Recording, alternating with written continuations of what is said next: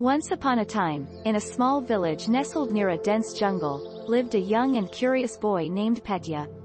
Petya was known for his adventurous spirit and kind heart, and he had a special bond with the animals that lived in the jungle.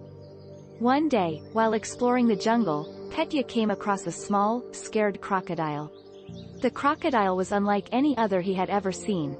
It had a distinctive hump on its back and a mischievous glint in its eye. Petya named the crocodile Gena and took him home, where he quickly became a beloved member of the family.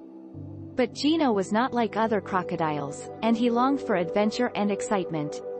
He would often gaze out of the window, watching as the other animals played and explored the jungle. Petya could see the longing in Gena's eyes and knew he had to find a way to help his friend. One day, while reading a book about the wonders of the world, Petya came across a picture of a strange and exotic bird. The bird was small and round, with big floppy ears and a long, curved beak. Petya was fascinated by the bird and decided to set out on a journey to find it. He packed a bag with food and supplies, and he and Gena set off into the jungle. They traveled for days, encountering all manner of creatures and obstacles along the way. But Petya was determined to find the bird, and Gena was excited to be on an adventure at last.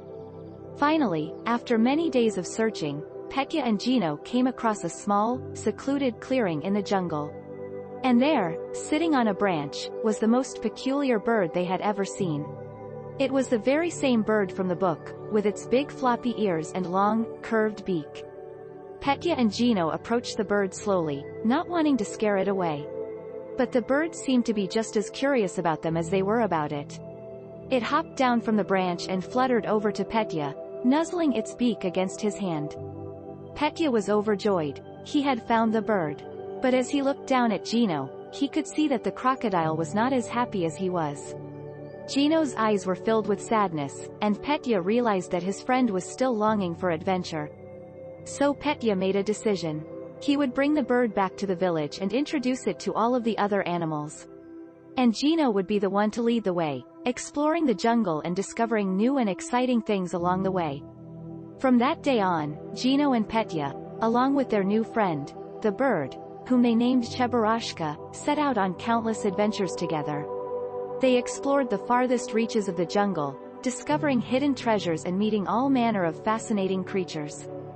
And through it all, Gena and Cheburashka remained the best of friends, their bond growing stronger with each passing day. They were living proof that even the most unlikely of friendships could bring joy and adventure to all who were lucky enough to be a part of them.